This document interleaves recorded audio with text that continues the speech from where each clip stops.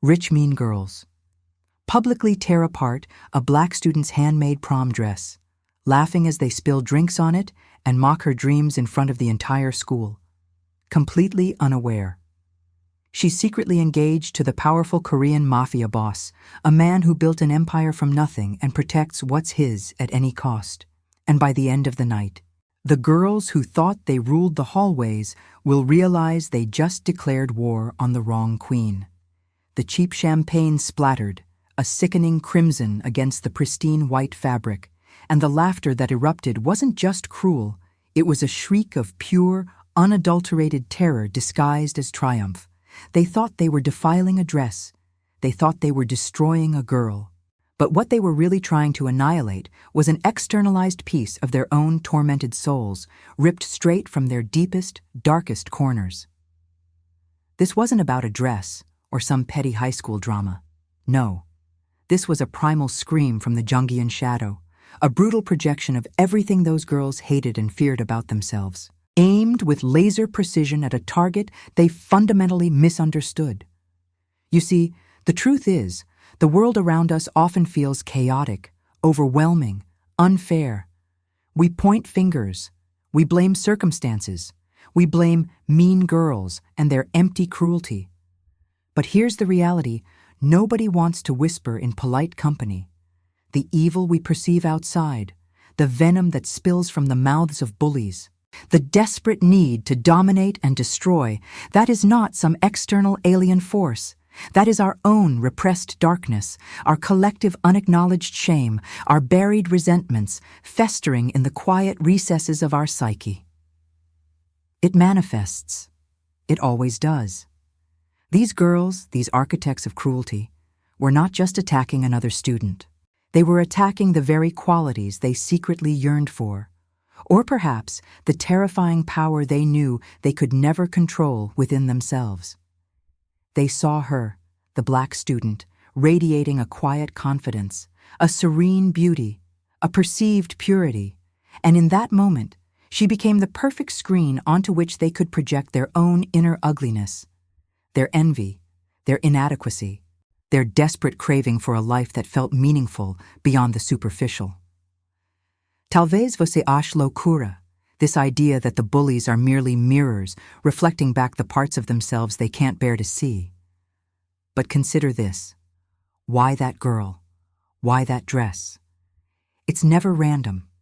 There's an unconscious magnetic pull towards what triggers our deepest insecurities. They were not just seeing a girl, they were seeing a stark, terrifying reminder of everything they weren't, and perhaps everything they secretly wished they were. A life unburdened by their own self-loathing, a future unmarred by their internal chaos. They saw the light she carried, and in their own darkness they moved to extinguish it, hoping to silence the uncomfortable truth it whispered about their own barren spirits. If this uncomfortable, chilling truth about the human psyche, about the monsters that truly live within us, resonates with a part of you that craves deeper understanding, then you truly belong here. You want to unravel these threads. You want to see past the obvious narrative. The destruction of that dress was a public exorcism of their own demons. They believed they were asserting dominance. They believed they were putting someone in their place. But they were merely putting their own fragmented, desperate selves on full display, a grotesque performance for an audience of one, their own screaming inner child. The irony, the horrifying, delicious irony, is that the object of their rage, the girl they sought to diminish, held a secret so monumental, so utterly terrifying to their fragile world, it would shatter their perception of reality. Her quiet dignity wasn't weakness. It was the stillness before an earthquake. Her perceived vulnerability was a deceptive shroud. Her engagement? It wasn't to some sweet, unassuming college boy. No, it was to a man who existed entirely outside their petty little universe, a force of nature who operated by rules they couldn't even begin to comprehend, the Korean Mafia boss. This wasn't just a miscalculation. It was a cosmic joke at their expense. A brutal, unavoidable collision course with the very externalized power they sought to destroy within themselves. They were trying to rip away her beauty, her joy, her very identity, unaware they were tearing at the edges of something infinitely more dangerous than they could ever fathom. They thought they were the predators, Ledo and Gano. They were merely lambs, unknowingly provoking a wolf. A wolf, you see, doesn't operate by the same rules as a sheepdog. A wolf doesn't care about your social hierarchy, your popularity contests, your carefully constructed illusions of control.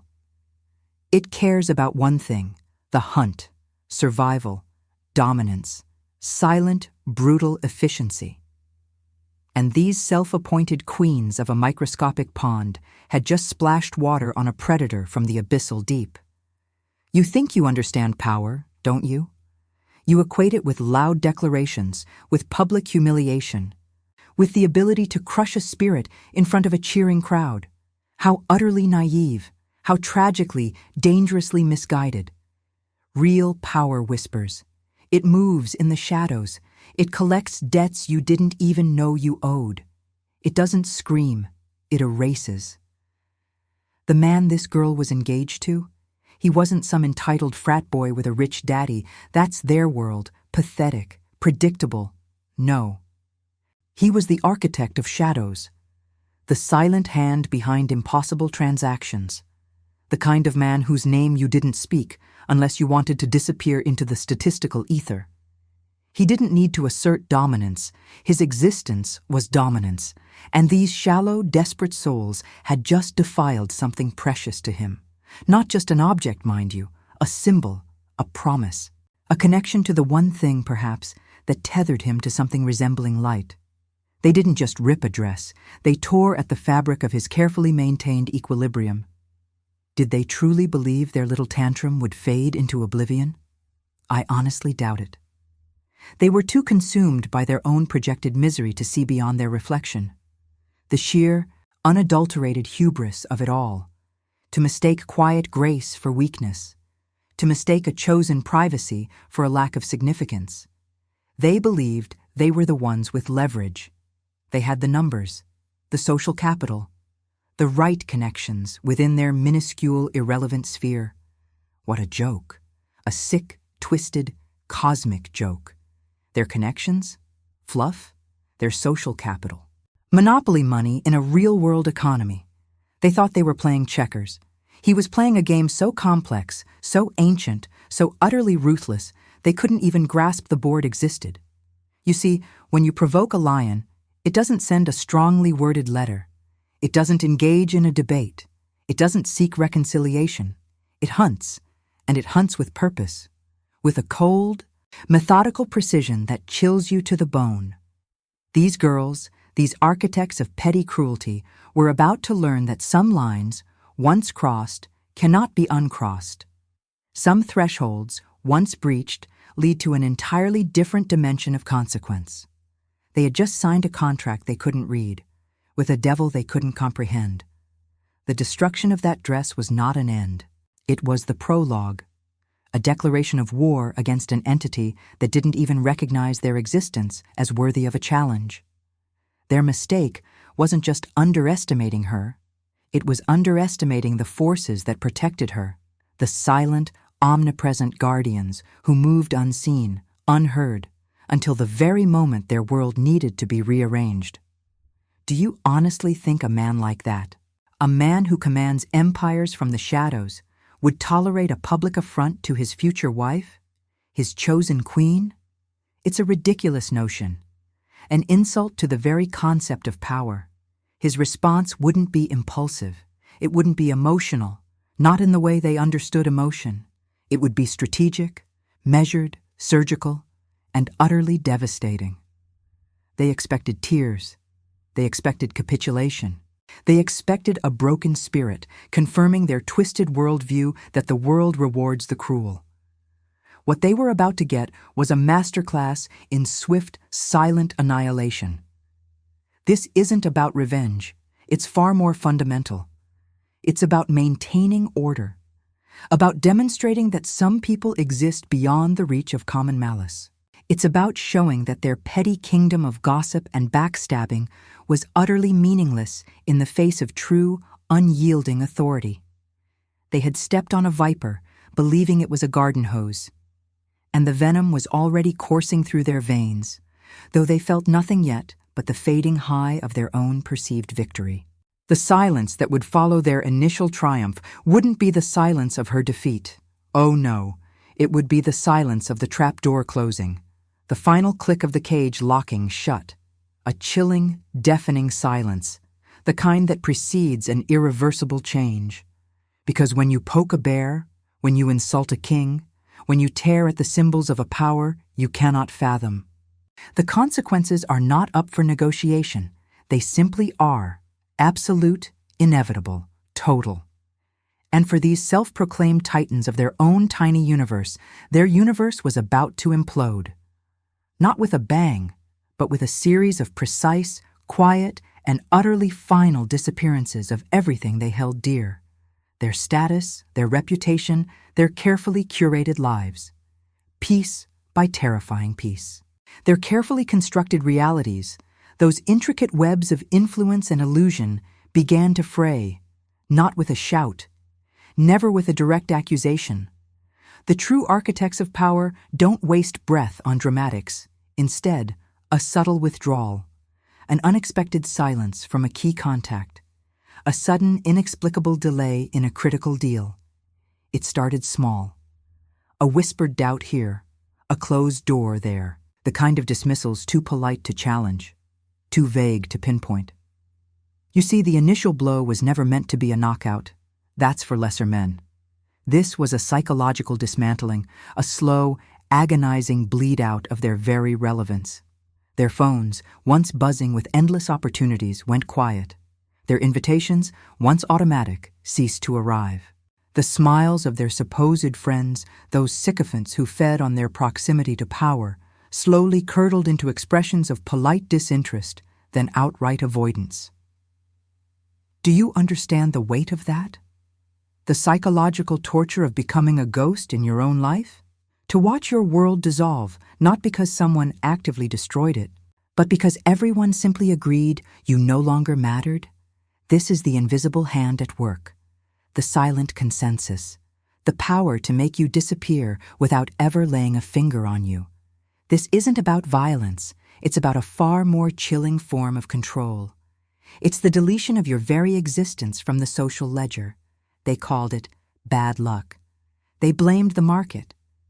They blamed anyone but themselves, because to admit they had provoked such a force would be to acknowledge their own terrifying insignificance. They couldn't. It would break them instantly. But the break was coming. Here's the reality. If you want to truly grasp the unseen gears of the world, the levers that move mountains and orchestrate silent falls, then you need to keep watching. If you crave an understanding beyond the surface, if you refuse to settle for the comfortable lies, then you need to be part of a community that demands truth. Don't miss the depth. Their financial foundations, once so robust, began to crack. Suddenly, loans were called in. Investments soured with impossible timing. Regulatory bodies, long dormant, sprang to life with inconvenient inquiries. Not investigations into crime, mind you, just audits. Endless, meticulous audits, probing every single transaction, every single declaration. It was death by paperwork. 1,000 tiny cuts, each designed not to kill outright, but to drain their resources, their time, their spirit. Their professional reputations, once pristine, became tainted. No public scandal, no dramatic fall from grace. Just a subtle shift in perception, a quiet understanding that they were no longer safe bets. They were trouble. And in the world of true power, trouble is a disease. No one wants to catch it. Their networks, painstakingly built over decades, simply evaporated. Contacts stopped returning calls. Mentors subtly distanced themselves. Doors that were once wide open slammed shut without a sound. This wasn't an attack. It was an excommunication, a total erasure from the sacred texts of the powerful. Their social standing, that fragile construct of invitations and whispered approvals, crumbled fastest. The invitations stopped. The coveted tables at exclusive events became unavailable. The knowing glances turned into blank stares. They became pariahs. Not loud, dramatic pariahs, but the worst kind, the utterly ignored, the transparent. People talked around them as if they were already gone. This level of coordinated ostracism, this surgical precision, it demands a conductor of immense influence.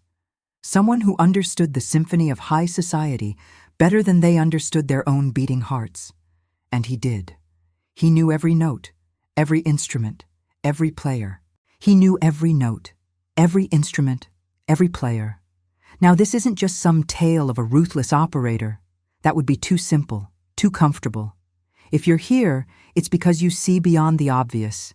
You recognize that the deepest currents run beneath the surface, that true understanding demands a willingness to confront uncomfortable truths about yourself and the world.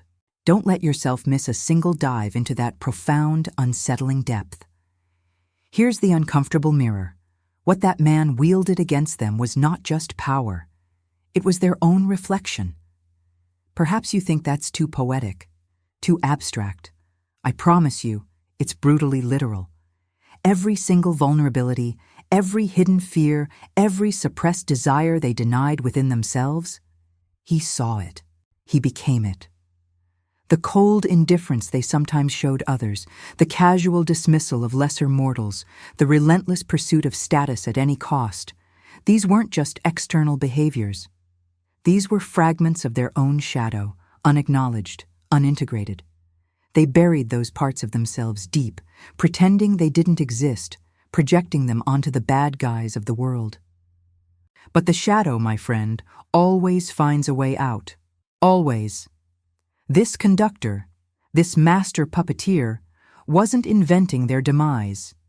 He was merely exposing what they were already creating from within. He mirrored back their own suppressed aggression, their own unexamined greed, their own desperate need for control. He amplified it. He turned their own disowned selves against them. Think about it. The sudden financial collapse. Didn't they secretly fear financial ruin themselves, despite their outward displays of wealth? The professional isolation? Weren't they, deep down, terrified of being alone, of losing their carefully constructed networks, because they knew how little genuine connection they actually fostered? The social excommunication. That was the ultimate fear of the superficial, the social climbers, being seen as utterly irrelevant. They built their entire lives on external validation. When that validation was withdrawn, they collapsed. Why? Because they had no internal core, no self-acceptance. They had externalized everything that mattered. You might call this an act of pure, unadulterated malice. And in a sense, it was. But it was also a cosmic reckoning, a brutal, inescapable encounter with their own unlived lives. The true predator wasn't just the man pulling the strings. It was the unexamined darkness lurking in the hearts of his victims. He was merely the agent, the vehicle.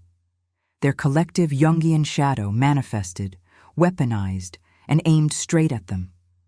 He knew their insecurities because they were his insecurities too, and ours and yours. He simply chose to exploit that universal human weakness for denying our darker half.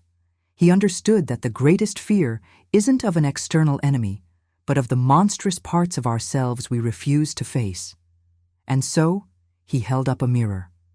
A shattered mirror reflecting 1,000 jagged truths. And they couldn't stand the sight. Their world didn't just fall apart. It revealed the cracks they had always papered over, the rot they had always ignored within their own souls. This wasn't just about power dynamics. This was an exorcism, a violent forcing of self-confrontation that they were utterly unprepared for. They died by 1,000 cuts, yes. But each cut was self-inflicted, a consequence of their own denial. You see it, don't you?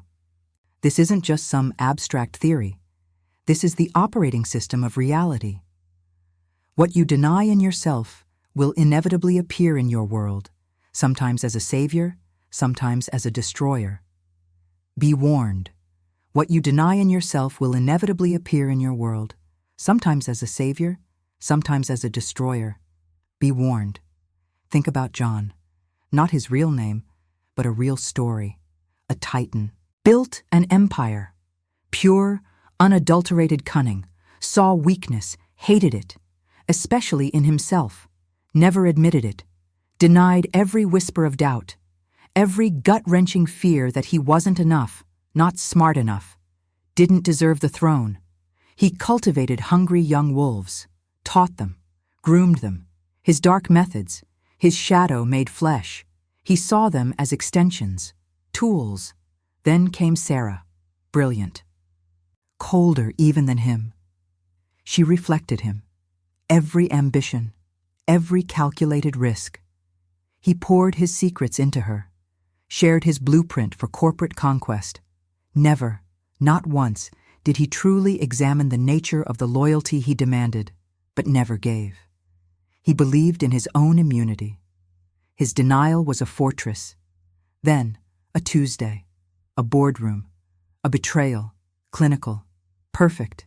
She used his own playbook, every dirty trick, every calculated lie. He watched his kingdom crumble, not to an outsider, no, to a mirror image, a weaponized reflection of his own denied ruthlessness, his paranoia, his insatiable lust for control. He saw his own face in her eyes as she delivered the coup de grace. And in that shattering moment, perhaps, he understood. The monster wasn't out there. The monster was him. The very thing he had projected, cultivated, and refused to acknowledge within himself had returned. It devoured him whole. And honestly, he deserved it. The universe, you see, isn't interested in justice. It's interested in balance, in the relentless echo of what you refuse to hear. So, what are you refusing? What dark truth about yourself are you shoving into the shadows, hoping it never sees the light? Because it will. Oh, it will. It's not a question of if, only when, and how it will return. As a whisper, a nudge, or a full-blown tsunami. Do you really believe you can outrun your own reflection? You can't. Nobody can. The ancient Greeks knew this.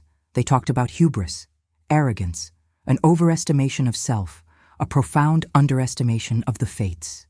But it's more than just fate. It's psychological gravity. What goes up must come down. What is suppressed must eventually erupt.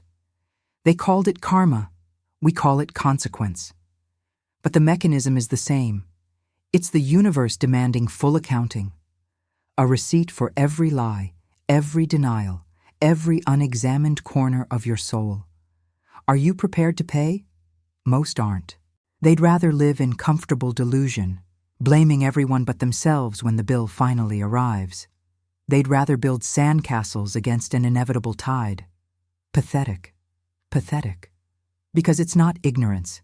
It's a deliberate choice, a meticulously constructed blindness. You choose to build those sandcastles. You choose to plug your ears against the roar of the ocean that's coming for you. Why? Fear. Raw, unadulterated terror. Fear of what exactly? Not of the outside world. Never. The true terror lies in the mirror, in the reflection you refuse to acknowledge, the one staring back with hungry, hollow eyes. It's easier, infinitely easier, to project that shadow onto everyone else. Blame the system. Blame your boss. Blame your parents. Blame the government. Hell, blame the weather. Anything but the suffocating darkness within you. This isn't about some touchy-feely self-help garbage. This is about survival, about paying your debts before they come due with interest rates that will shatter your entire existence. That monster, the one you deny, it doesn't just sit quietly in your basement. It feeds. It grows. It whispers. It manipulates the strings of your reality from the shadows you cast it into. And you play along. You call its destructive patterns bad luck. You label its toxic relationships unfortunate circumstances. You rationalize its corrosive habits as just how I am. Pure delusion, a magnificent self-serving symphony of lies. But here's the kicker. That shadow doesn't stay hidden. It will manifest. How? In your health, perhaps. A chronic ache you can't diagnose. A crippling anxiety that steals your sleep. Or maybe in your relationships. A constant cycle of attracting the same broken people. Repeating the same heartbreaking betrayals. Ever notice that pattern? Oh, you have. Don't lie to yourself. It's not a coincidence. It's the ghost of your unexamined self. Reaching out from the abyss, demanding recognition. Demanding its pound of flesh. The truth is harsh. You are the architect of your own damnation. Every single time you deflect, you reinforce the walls of your prison. Every time you refuse to look, you hand the monster another weapon. Because the universe, as I said, doesn't care about your feelings. It only cares about balance, about the truth. And if you won't seek it, it will force-feed it to you. It will, brutally, unforgivingly. It will show up in the form of a crisis, a collapse, a sudden, inexplicable explosion of everything you thought you had built so carefully. That perfect job, gone. That stable relationship, imploded. That carefully curated image, shattered into a million pieces. And you'll stand there, bewildered, asking, why me? The answer is simple, because you chose the comfortable lie over the terrifying truth, because you chose blindness over sight. You chose the shadow. And the true tragedy? Most people, even after the wreckage, still won't get it. They'll rebuild the same sandcastles, blame the same external forces. They'll never connect the dots between the internal darkness they refuse to confront and the external destruction that inevitably follows. This isn't just about karma. This is about physics, psychological physics. For every action, an equal and opposite reaction. For every suppression, an equal and opposite explosion. You think you're in control? You're not. You're a puppet, dancing to the tune of your own unacknowledged demons. Until you yank those strings back, until you shine a flashlight into every festering corner of your own soul, you will never be free. You will simply be waiting for the next tsunami. Don't say I didn't warn you. The mirror is watching. Always. The mirror is watching. Always. And what do you see when you dare to truly look? Not the curated Instagram persona. Not the polished professional. You see the raw, twitching nerve endings of your own insecurity. The ugly impulse you shove down. The resentment you secretly harbor. That's the real you. That's the architect. And you hate it.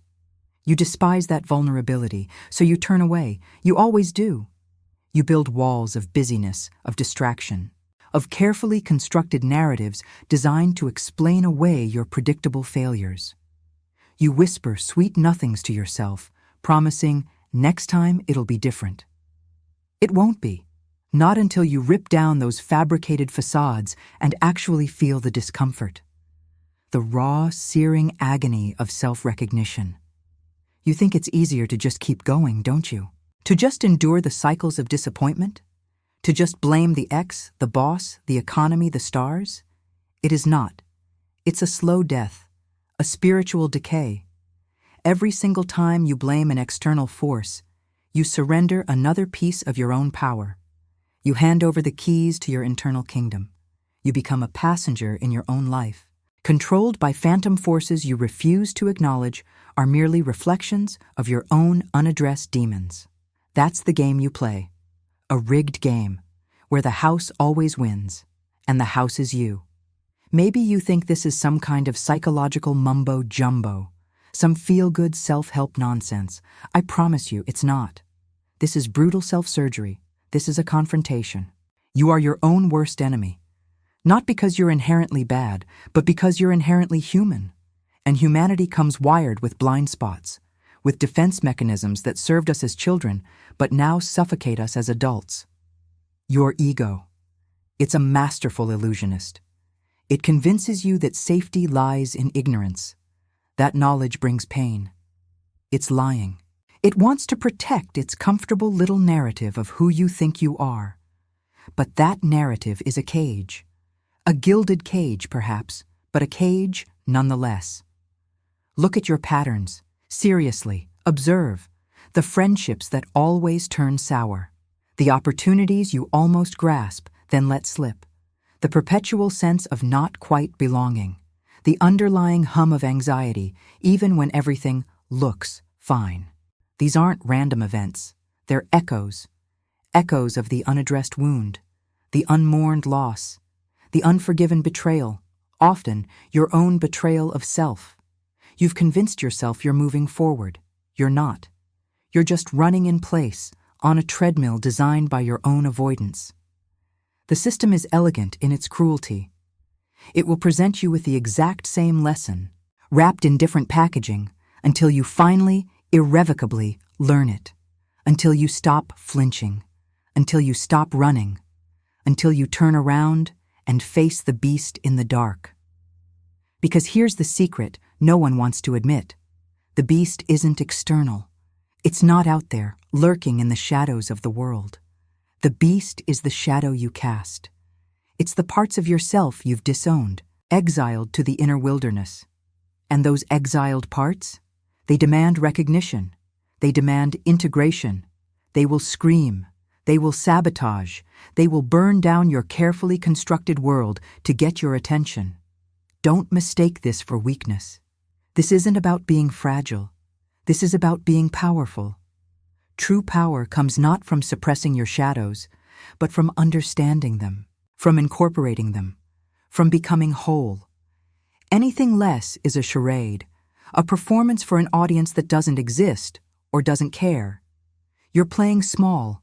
You're living a fraction of the life you could. Because you're afraid of your own magnitude. You're afraid of what you might find if you truly excavate your own soul. The gold and the garbage, the light and the dark. It's all in there. And until you accept all of it, until you clean house, you will remain haunted, forever trapped in the loop, the infinite loop of self-betrayal and external consequence. You want freedom?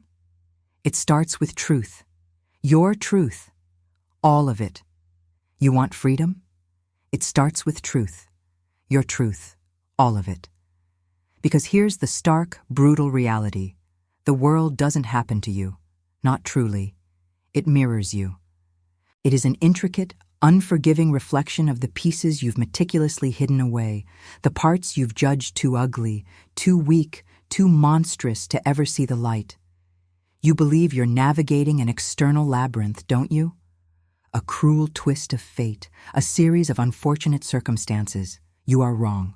You are merely reacting to the elaborate stage play choreographed by your own unconscious. This isn't bad luck. This isn't some cosmic joke at your expense. This is the inescapable consequence of internal exile. The chaos in your relationships, the stagnant career, that gnawing sense of emptiness even amidst success. These aren't random glitches in the matrix. They are the screams of your disowned self, echoing louder and louder, demanding to be heard, demanding reintegration. You cannot outrun your shadow. It travels with you, an invisible tether, dragging you back to the exact lesson you refuse to learn. It shapes your perceptions, dictates your choices, sabotages your best intentions, all without you ever seeing its puppet strings. How else could you explain the same devastating patterns repeating year after year with different faces, different jobs, different cities, but the same soul-crushing outcome? It's an algorithm of avoidance. The game is rigged, but not by some external force. You rigged it, by pretending that what you refuse to look at simply ceases to exist. It doesn't. It festers. It grows in the dark corners of your psyche, gaining power, becoming the very monster you fear, because you starved it of recognition, starved it of understanding. True courage isn't found in battling external demons. It's found in descending into the terrifying abyss of your own making, armed with nothing but radical honesty.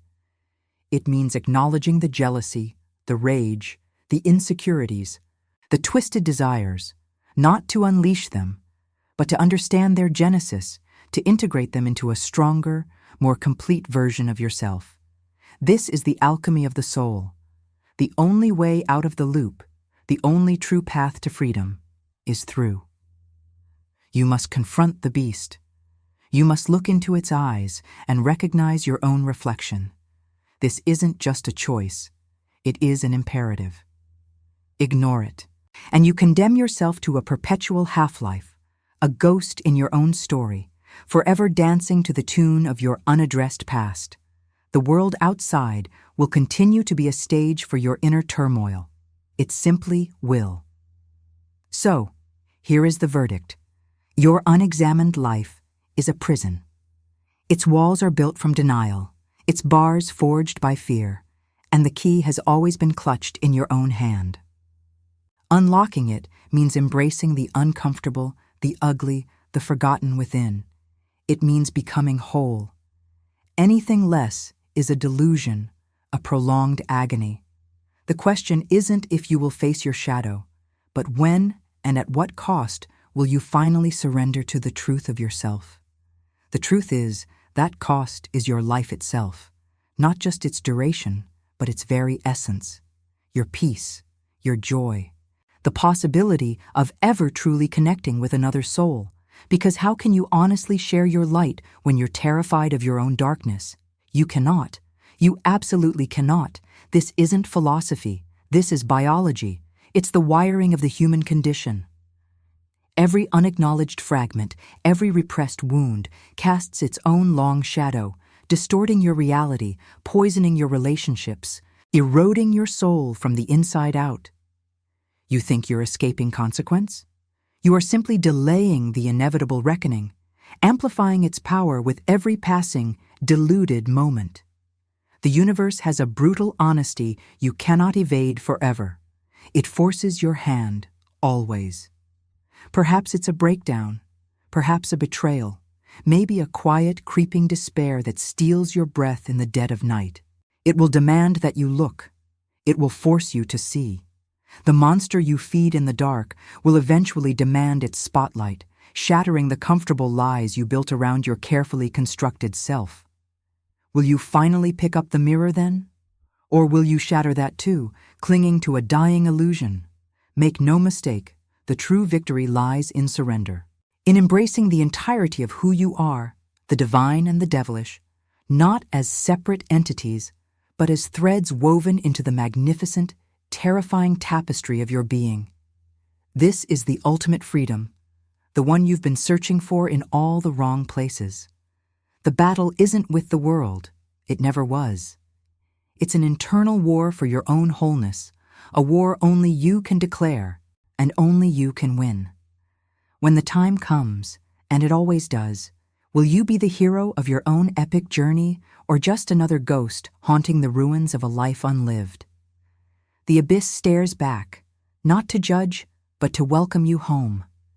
The abyss stares back, not to judge, but to welcome you home. This is the brutal truth, the ultimate inescapable reality. Every monster you've ever imagined lurking in the dark, every obstacle blocking your path, was merely a distorted echo, a banished fragment, a part of yourself yearning for recognition, for reintegration. The only real enemy? It was never out there. It was the internal war you waged against your own wholeness. You are the hero, the villain, the architect of your own prison and the holder of the key. To deny any thread of that intricate tapestry is to choose a half-life, a faint echo where a roaring symphony should be, a ghost of your true self. So, I ask you right now, as the credits roll on this story, what potent, terrifying piece of your authentic self are you still clutching in the shadows? What raw power, what untold beauty, what buried wound, what exquisite rage is patiently waiting for you to call it home? The path to genuine, incandescent freedom lies not in conquering the world, but in finally, irrevocably integrating the universe within. There is no other way. The choice, ultimately, is stark. Linger forever in the ruins of who you could have been, or rise from the ashes and claim the breathtaking, terrifying, glorious entirety of who you are. The mirror is waiting. Look into it. Dare yourself. The mirror is waiting. Look into it. Dare yourself. Because what stares back is not a stranger. It is you. Every fragmented piece, every glorious terror, every whisper of divinity, every roar of the beast. We spend our lives fighting shadows in the street, believing they are external threats, when the truth is far simpler, far more terrifying. They are merely the outlines of what we refuse to see within ourselves. The world doesn't throw obstacles at you. You construct them. You project your own banished power, your own unacknowledged pain, your own suppressed potential onto the landscape of your reality. And then you wonder why life feels like a constant battle. This isn't a game of hide and seek with the universe. It's a ruthless excavation of your own soul. The ultimate victory isn't found in conquering mountains, but in finally, definitively, owning the entire, breathtaking, inconvenient landscape of your own inner world. It's time to stop running. It's time to stop blaming. It's time to stop pretending. Your freedom, your power, your entire destiny rests not in what you conquer outside, but in what you finally embrace within. The choice was always yours. The key has always been in your hand. The cage, built by you, will only open when you stop fearing the magnificent, terrifying truth of who you already are. The war is over, if you choose it. Welcome yourself home. The silence after that decision, that's the sound of true liberation. The world outside? It's merely the echo of your internal landscape. Always was. Always will be. Your fight was never with them, with it, with circumstance. It was with the magnificent, terrifying entirety of you that you dared not acknowledge. You are the hero. You are the villain. You are the world builder. You are the destroyer. This isn't a theory. It's the stark, brutal blueprint of existence. Now, look around you. What will you choose to create from this terrifying, beautiful, newly integrated power? The stage is set, and for the first time, you know who the playwright truly is.